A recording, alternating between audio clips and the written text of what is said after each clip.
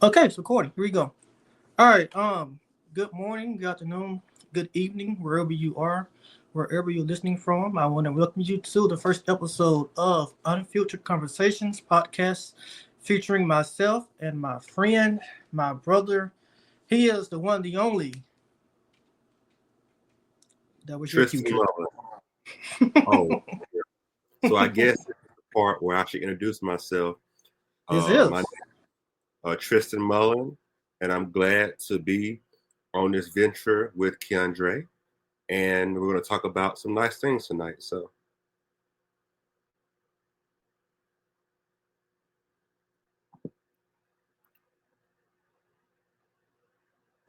And I am muted. Full disclosure, we are still learning the software. We are still learning the game. So bear with us for these first couple episodes, but we will get it better as time goes on. But we're gonna go right into it so that we can save time. We try to get through this about 30 to 40 minutes. So, this November, we had an election day, and the American people, for whatever reason, decided that they wanted 4 more years of Trump as our president. And so that is who was elected. That is who we have. And so the question now becomes, what can we expect to see in a second Trump term? A. And the question that I get a lot of is, am I prepared? Um, and so I'll go first and just say, in response to that question, I am as prepared as I can be. I think all of us are as prepared as we can be. Going into this, we are aware that this will be very, very different from his first term. He has experience. He knows how the system works. But more importantly, this time there are no adults in the room. So he's going to be able to do whatever he wants to do. He's going into it with the Republican House, the Republican Senate. So he has a trifecta. But in addition to that, he has the Supreme Court. And I think that we ignore that. But the Supreme Court is also conservative. So looking into it, when asked, am I ready? Am I prepared? As best we can be. I can tell you they're on the Democratic side. Our plan is to fight back as best we can to resist, but there is always so much that we can do. We don't have a majority in either House and Congress, and so that's we've accepted it. It is what it is. So the best thing that we can do now is move into it and keep ourselves ready, keep ourselves informed. I know that myself and Tristan will do our best to keep you informed, to keep you engaged. That's one of the reasons we made this podcast. So we are. I I'm going into this with great caution. But with that, I will turn it over to Tristan to hear your opinions. um, All right, Tristan. What do you think? so I guess taking it back to the election, probably working back from midsummer and moving to the election in our current moment.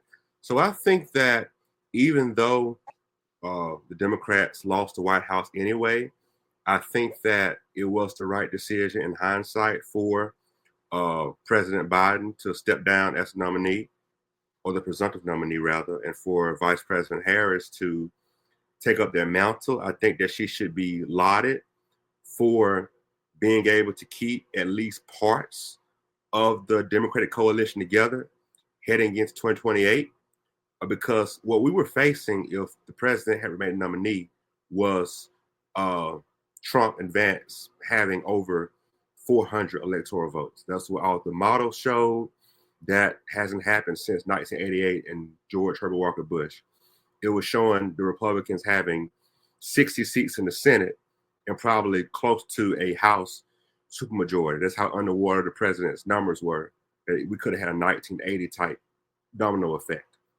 So the fact that we only have 53 Republicans in the Senate and we only have a very small House majority is a win, although it may not seem like it, because it does give some, at least small degree of leverage to counteract some of the more disastrous Trump proposals in the second term. As you see, certain things like the immigration bill that's going through, I forget what it's called, the Lincoln Riley bill, that some Democrats have been saying that it's just a gateway to demonize immigrants, whereas more, Republicans and kind of blue dog Democrat types like John Ossoff, who's supporting the bill, and it's kind of, in my opinion, parroted a lot of Katie Britt's talking points. It'll pass, but some of the more controversial stuff kind of will, have more of a hard time. But going back to the election, I think that it's pretty much one, Americans have a very short memory.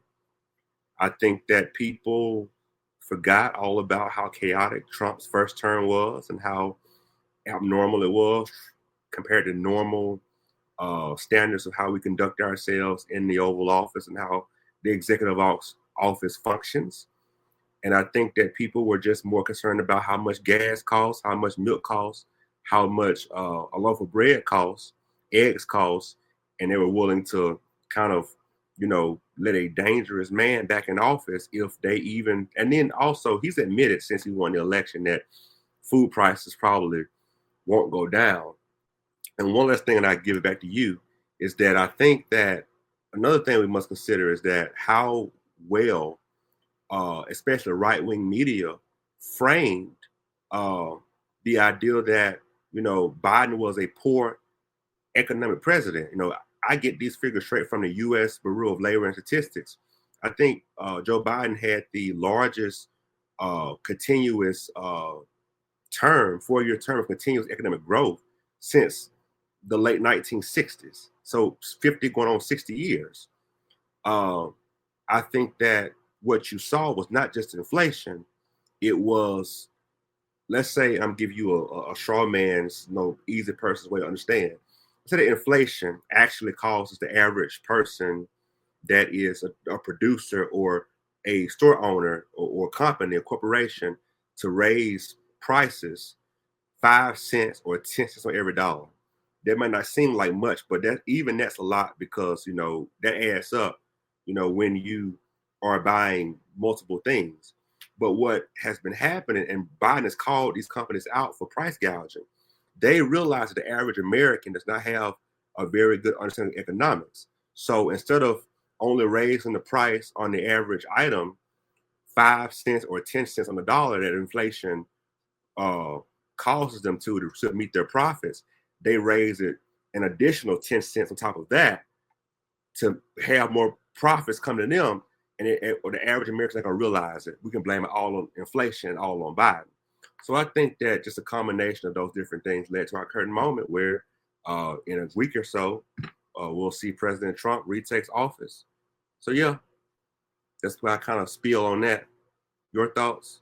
No, I agree. I think that our biggest issue in this past election was an issue on education. I think that a lot of Americans simply are uninformed or misinformed. They simply don't know. You heard a lot, like you mentioned, a lot of complaining about the price of groceries, the price of goods in America, which I agree with. Things are too expensive, but I think that we forget about corporate greed, as you already alluded to. They are jacking the prices for their profit. They could raise it a few cents and still get a good profit, but that's not the goal. The goal is to get as much profit as they can for the investors. And so my hope is that we Democrats going forward, we get a better control of our messaging and that we're able to do a better job with educating the public. Because I think that was something that hit us hard this election. People just didn't know, and we didn't do a good enough job, I think, at putting it out there. Yeah. And if I can add one thing real quick, one reason why also is that they were more content or very happy to sell this message that, oh, well, your inflation's so high because of Biden, when really half of it was them jacking up prices. Is that obviously if I'm a large corporation, then I would rather have Donald Trump and his supply side economics and his big tax cuts in office and Biden's more, traditional economic monetary policy. So, that was kind of part of it as well. Yeah, I agree. But there it is. We will see in just a few days how big of a mess we got ourselves into. We've hit our 10-minute mark on this one, right on the head. So moving along, moving to the great state of Idaho, they recently got back into session with their state Congress. Uh, and the first thing they decided to do, the most important thing, their top priority, in fact, was to pass a resolution that pretty much called for the end of gay marriage. They wanted to define marriage as between a man and a woman. And so to the common eye, to the common listener, who may not know a ton about the legal system or the government or how it works, you would say, hey, it's just a resolution, but it's bigger than that. They're trying to signal to the Supreme Court, and the Supreme Court, Justice Thomas has already said that he's okay with overturning gay marriage. Should it come up to him. And his parents are dogs. Right. So I'll let you go first. What do you think, man? The reason why, because first of all, gay marriage has been something that's been a conservative hot button issue since Obergefell was handed down in 2015. And in Dobbs, which was the case that overturned abortion, Roe versus Wade, Justice Thomas said in his concurrence with the majority that we should overturn Griswold, we should overturn all these other cases, and pretty much what that is kind of in legal jargon. Griswold has something in it called the penumbra theory. I can't talk tonight. Pretty much saying that it's implied rights in the Ninth Amendment of the Constitution that's not spelled out, but pretty much like abstract legal theory that applied in Griswold. And a lot of these cases that came after it were kind of built on Griswold's framework. So it wasn't just Thomas. I think Marsha Blackburn, who is the senator from Tennessee, one of them, she's also said, we go after Griswold. So they're trying to overturn or attack all of these, precedents that's based in Griswold's framework. So the reason why cases like, or what's happening in Idaho is so concerning, and not only Idaho, like Kim Davis, I think, who was the Kentucky lady who made news a couple of years ago, or about a decade ago, because she didn't want to issue marriage licenses to gay couples, although she was required to post Obergefell because it was a federal law for the Supreme Court. She's also, been doing the same thing in Kentucky, but it's not as noticed one in Idaho, trying to get it through the court system and overturn Obergefell. But the reason why this is so horrible is because it's obviously, like you alluded to, a attempt to. They know it's unconstitutional on its face. They know it's something that goes against a Supreme Court ruling, but they're trying to, so they have a more conservative court than they had in 2015. Ruth Ginsburg has passed away, and we have a much more solidly conservative court. Anthony Kennedy, who was a swing vote, he's gone, and now you have more of an entrenched conservative majority. They're thinking that, well, maybe they'll overturn it, and they know that the district court and the appellate court will get rid of it in quick succession. We can get Supreme Court, we can overturn it. Now, with that said, I don't think that the Supreme Court, if they got a case in front of them that came from this in Idaho, trying to overturn Obergefell, I don't think they would actually go anywhere, because I think, first of all, the three liberals, Justice Jackson, Justice Sotomayor, and Justice Kagan, that's three obvious no's on that. I don't see Justice Gorsuch going for that, because Justice Gorsuch, a wild conservative and a Trump appointee, he actually authored the opinion in Bostock, which was a 2020 decision that extended Title VII of the Civil Rights Act to cover discrimination in the workplace based on sex, to cover sexuality and gender identity. It was grounded in the originalist kind of textualist framework as Gorsuch is, but he pretty much said someone's sexuality and someone's gender identity is a sexual characteristic, so it applies. But even though it probably wouldn't lead to Obergefell getting overturned, it's still sad, because you have so many citizens in this country who don't seem to grasp what I call a national citizenship mindset, where we're all citizens in the shared country with a shared national identity, and every single person, regardless of race, creed, color, nationality, or national origin, sexuality, region, orientation, identity, whatever, deserves their civil rights under the Constitution, under the 14th Amendment, under the Civil Rights Act. We have people who, unfortunately, would rather dismantle the whole system rather than finally give people their full rights. And even though we have stuff like, people may say, well, if they overturn a burger field, even if they do, why does it matter? Because now you have the Respect for Marriage Act that makes it to where, if you get married, say in Georgia, where gay marriage is still legal in a post-burger field world, Alabama has to recognize your marriage. It's just a what I call a liberty interest, or it's just about respect. No one wants to think that their marriage, their love, the person they dedicate their life to is seen as less legitimate or less real or valid in the eyes of the law. So it's pretty much. And again, I'll just say this, man, as somebody who is pansexual, who is in the LGBT community, it's really as simple as minding your own business. All right.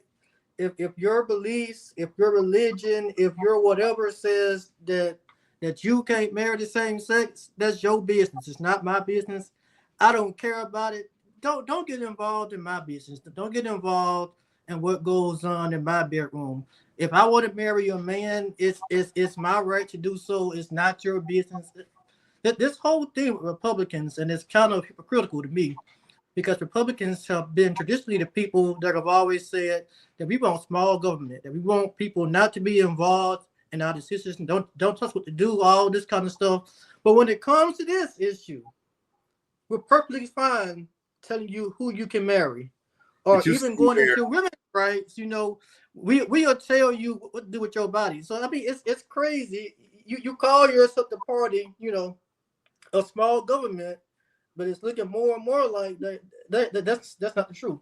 That's what I see. So it's I say mind your business. That's my opinion on the topic.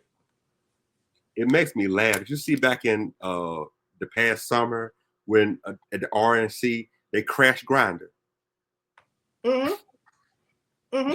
So it's a bunch of folks. It's insane that they talk like this, but in fact, within the Republican Party itself, it's a ton of gay people. I mean, if you just look at the numbers, at the stats, it's impossible to go anywhere in any group, no matter how you define it, and not find people that are gay. Did you see that? Not going to happen. Anita Bryant died not so long ago. That's something that I think is something that, but it's weird because kind of her rhetoric from the 70s and this dehumanizing thing where we're I mean, I thought that was left like in the disco pre-AIDS era, and you're reviving this thing that we don't want people who are queer to be able to have jobs and have housing and like basic things, being out without facing being fired or getting evicted. Like that's the framework some folks are advocating for through the league, and it's scary. And I thought, people like me and you, we were born in the late 90s. We have not known a world like this. I mean, to our parents, not grandparents taking us back, but this abortion's illegal now. They're going after contraceptives. They're going after LGBTQ rights. We have not existed in this world before, and it's really something else. Even myself, and I'll admit this, I am someone who personally have always kind of been skittish about abortion. I'll admit that if it was a woman in my family, I would probably do everything humanly possible to convince her to, hey, you give it to an aunt, give it to an uncle. No, I agree. It's the same way. But that's not my right to tell another woman. There you go. What to do. And that's just like, I need to, like, all this around abortion and gay rights. You know what it is to me? That's an old song. I'm going to let you know how country I am, by the Williams Brothers in the 80s. Sweep around your own front door before you try to sweep around mine. And people just can't do that for some reason. No, I agree. It's an issue, like I said, it's just minding your business. But Republicans can't seem to grasp that concept, even though they said that there was their thing. They didn't want government in their business. And now, but I digress. We have another topic to discuss, moving along. So they began the confirmation hearings this week for Trump's nominees to head up the departments. They did several. They did AG. I know today they did EPA. But the biggest one, the one that caught my attention, the most controversial one by far, is Pete Hegseth, who has zero experience, but has been nominated for some reason to lead the Department of Defense. And as somebody who served in the military, proud Air Force veteran, somebody who was considering re-enlisting, in this upcoming year, I'm second guessing now because I'm not sure that this is the kind of man that I want to serve with. So to give you some background on Pete Hegseth, for the listeners, Pete used to be, until recently, he was if I'm not mistaken, he was an anchor on Fox News. Prior to that, Pete served in the National Guard. He made his way up to be a major, which is in '04. So he, as somebody with military experience, I would tell you that in '04 is not commanding a very large amount of troops. I think in the Air Force, you usually see a major at the squadron level. In the Army, that's a company. I know in my squadron, maybe 50 people at the most. You might see them at the headquarters level, but they're not in charge of like a large group of people. The DoD has over 4 million people that they're in charge of and a $9 billion budget. And Pete Hegseth has never managed an organization of this scale in his life. But in addition to that, his experience does have some time as the executive director for two nonprofits. And one of those nonprofits, he messed it up so bad that they ended up merging with another nonprofit because he mismanaged the money. He was spending more money than what he had. And so my concern is, going into this leading DOD with all this personnel in the military and the civilian corps, managing over $9 billion. How on God's green earth this man, who has proven, if you go watch the hearing, and I watched all 4 hours of it, has proven through every question that he's not qualified. He does not have the experience at all. There's certain things he should know that he does not know. There's a good chance, in our lifetime for a conflict with China. And so one of the senators, I think it was Senator Duckworth, asked him, about our alliances in Asia. I can't think of the name of it right now, but she asked him about the alliance. She asked him, "Can you tell me one member and how many nations are inside this alliance?" And he goes, "Well, I can't." What? How the hell do we expect you, sir, to be the person in charge of our military? It's utter insanity. I cannot grasp it.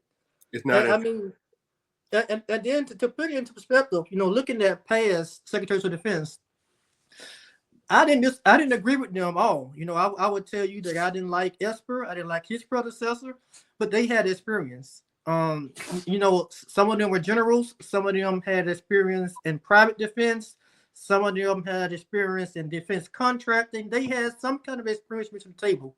Hegseth has none of that. But I'm going to stop rambling now. I'm going to get off my soapbox. What do you think, Tristan? I think that it's very methodical and purposeful because at the end of the day, the reason why Trump has put forth his nominee is because Trump himself wants to be over the military. So this man's going to be nothing but a flunky.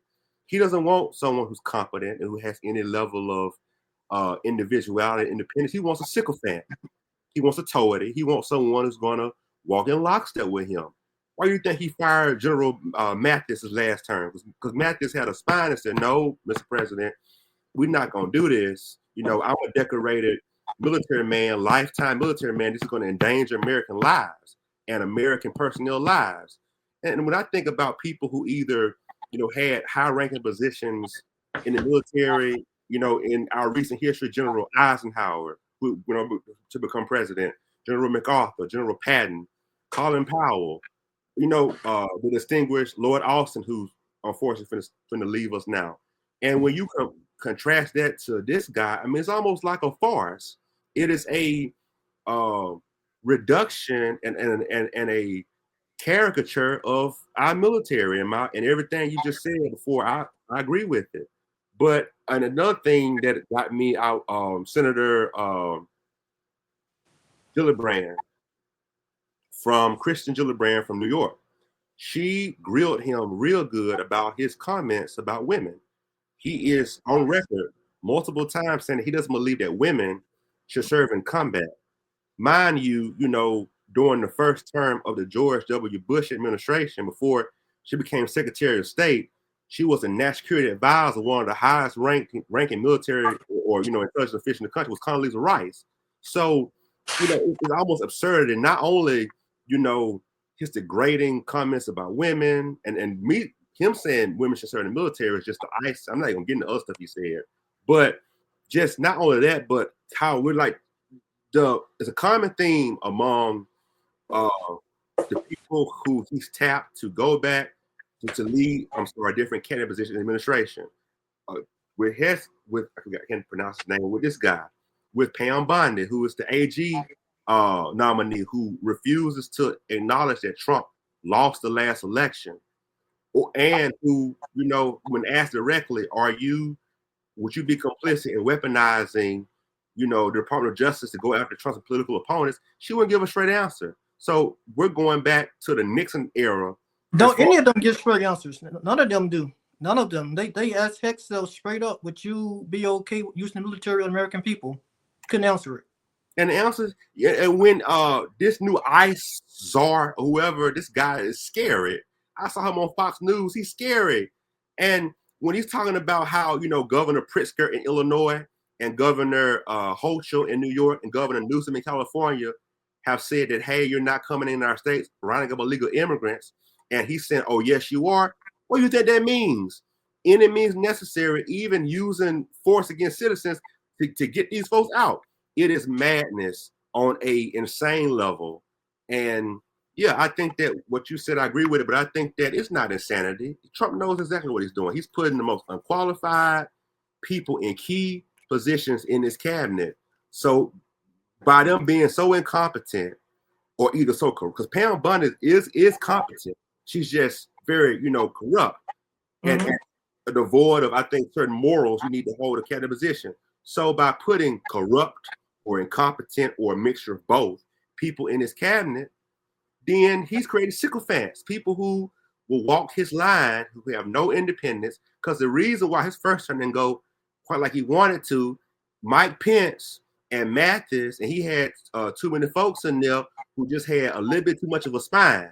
You beat me to it. I was going to say that. You beat me to it. That's not Marco Rubio is probably the most competent nominee he has up. I mean, he's obviously qualified, but he ain't got a spine. All these folks, Lindsey Graham, and Marco Rubio, and Ted Cruz, Trump talked about them like dogs in 2016, and they were. That's why they're there, though. But that's why they're there.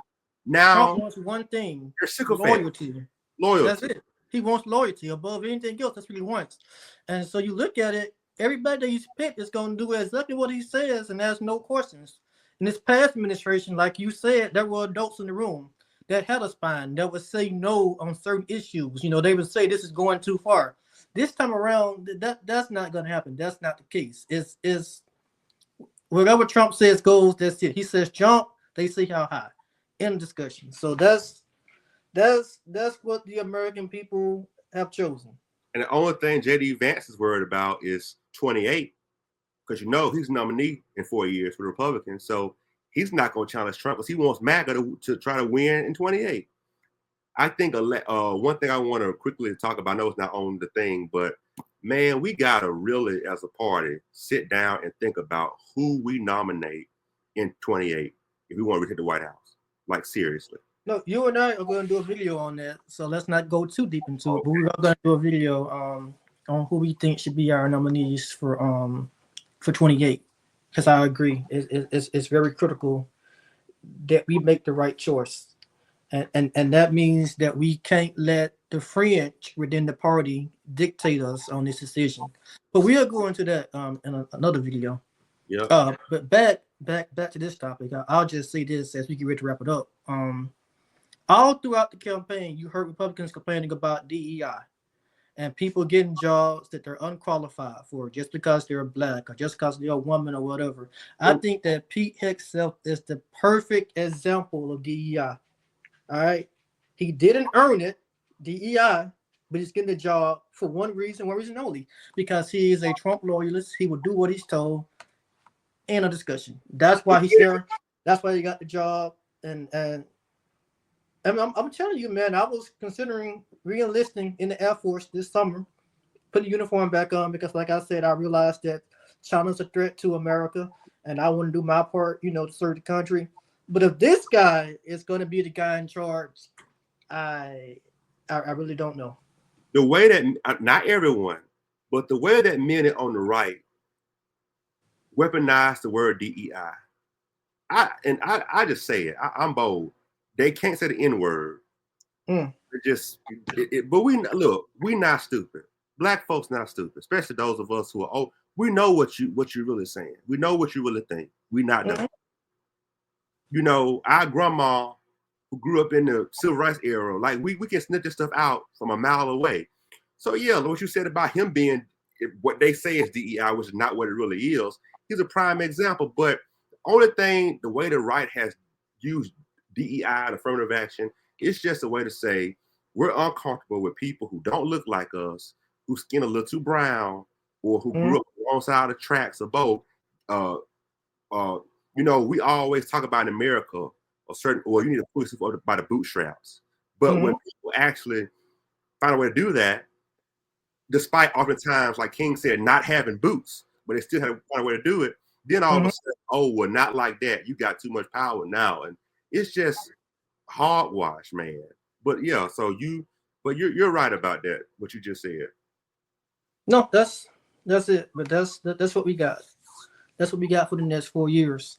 And so to go back to the beginning, when people ask me about, the second term and how I feel, this is what we voted for as a country.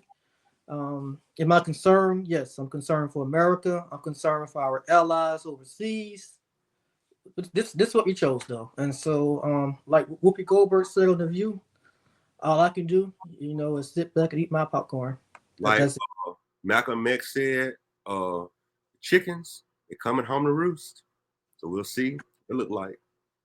That's it. But that has been our first episode of Unfiltered Conversations, the podcast. Please tune in next week. We upload every Friday. It comes up at 8 a.m. in the morning. I didn't say this at the beginning, but the best way to support the work that Tristan and I are doing here on the channel is to like and subscribe, and tell your friends, share it with your people. And let's try to get us out the algorithm so that we can grow, so that we can invest some more into this. But we will get better as we go along. There'll be more things added to it. We'll get more acquainted with the software. But thank you for tuning in. Thank you for your support. We hope to hear from you next week. Any words from you, Tristan? That's it. Good night. Good night.